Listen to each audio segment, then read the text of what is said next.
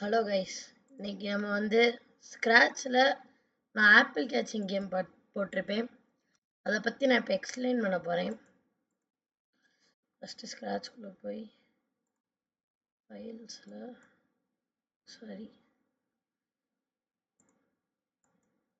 Log out file, new ஃபைல்ஸ்குள்ளே இதுதான் apple catching game. நம்ம போன தடவை பண்ணியிருப்போம்.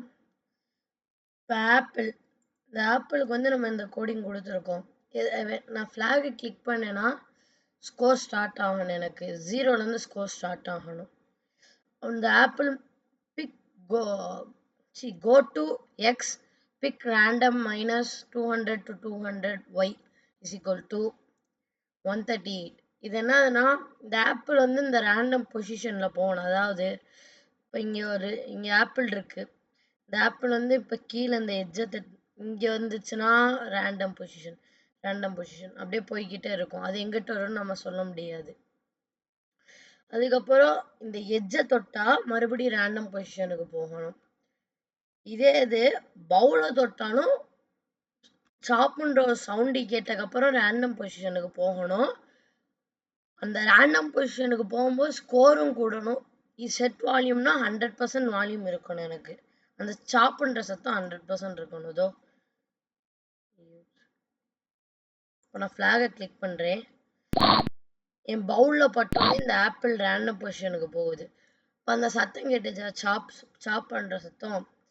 அதுக்கப்புறம் இந்த பவுலுக்கு கோடிங், இந்த பவுல் நான் ஃப்ளாகை கிளிக் பண்ணேன்னா ஃபார்எவருக்குள்ளே தான் எப்பயுமே if key right arrow pressed, அதாவது ரைட் ஆரோ ப்ரெஸ் பண்ணால் எனக்கு வந்து ரைட் சைட் மூவ் ஆகணும். இதே லெஃப்ட் ஆரோ கிளிக் பண்ணால் லெஃப்ட் சைடு மூவ் ஆகணும். ஆனால் லெஃப்ட் ஆரோ கிளிக் பண்ணும்போது மைனஸ் ஆகும்.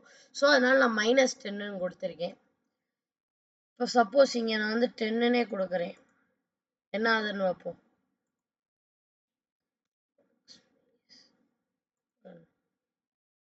நான் லெஃப்ட் கொடுத்தாலும் எனக்கு ரைட்டு தான் போகுது. ஸோ இங்கே மைனஸ் தான் கொடுக்கணும்.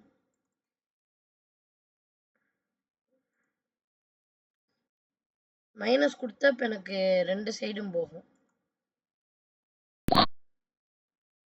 Okay, next G.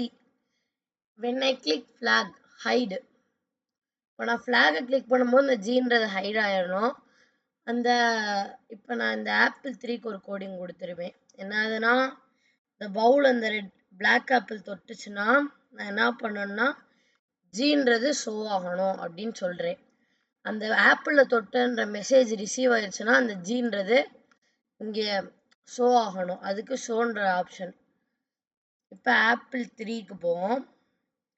இது வந்து அதே தான் செட். ஆனால் கோல்டன் ஆப்பிளில் வந்து ஃபஸ்ட் இந்த மாதிரி போகும்போது, ஆனால் இங்கே சேஞ்ச் ஸ்கோர் மைனஸ்ன்னு கொடுத்துருக்கேன். ஏன்னா எனக்கு இந்த ரெட் ஆப்பிள் மட்டும்தான் எடுத்துக்கணும். எனக்கு இந்த ஆப்பிள் வேணாம். என்னது எல்லோ ஆப்பிள் வேணாம், பிளாக் ஆப்பிள் வேணாம், எனக்கு ரெட் ஆப்பிள் மட்டும் வேணும். ஸோ அதுக்காக நான் வந்து எனக்கு எல்லோ ஆப்பிள் தொட்டால் மைனஸ் ஆகணும். ஸோ ஸ்கோர் மைனஸ் ஆகும்.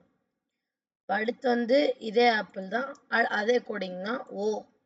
ஓக்கும் அதே தான். வென் ஐ கிளிக் ஃப்ளாக் அந்த இது ஹைட் ஆயிடணும்.